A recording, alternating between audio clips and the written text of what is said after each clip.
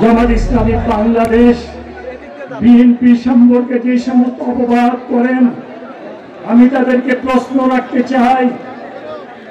শেখ মুজিবুর রহমান সাহেব যখন বাকশাল গঠনের মাধ্যমে সমস্ত দলগুলিকে নিষিদ্ধ করেছিল, জামাতকে নিষিদ্ধ করেছিল, আপনাদের কি সেই কথা মনে আছে?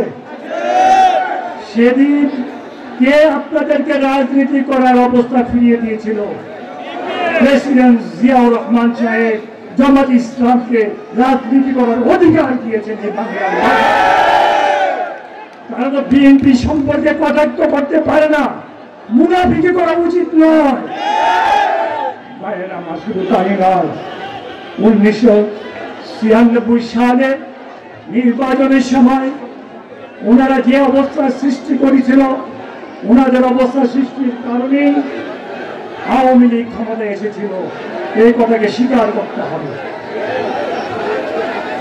2001 সালে আমাদের নেত্রী ম্যাডাম জিয়া জোট গঠনের মাধ্যমে ওনাদেরকে আমাদের সাথে আনলো, ইসলামী ঐক্য জোটকে আমাদের সাথে আনলো। ওনাদেরকে আমাদের সাথে এনে ওনাদেরকে কতটা সিট পেয়েছিল জানেন আপনারা? মনে আছে? 18টা সিট পেয়েছিল। সেটা ওনারা কি জীবনে কোনোদিন 18টা সিট পাইছে? কোনোদিন পায় নাই। ম্যাডাম জিয়া ওনাদেরকে 18টা সিটের ব্যবস্থা করে দিয়েছেন সংসদে 2001 সালে। ভাইয়েরা আমার, ওনারা এত কৃতজ্ঞ হবেন এটা তো ভাবতেও পারি না। শুধু তাই নয়, ম্যাডাম জিয়া ওনাদের দুইজনকে মন্ত্রীর পদমর্যাদায় মন্ত্রণালয়ের দায়িত্ব দিয়েছিলেন। সেই দায়িত্ব পেয়ে ওনারা 5 বছর জামাত ইসলামকে সংগঠিত করেছে।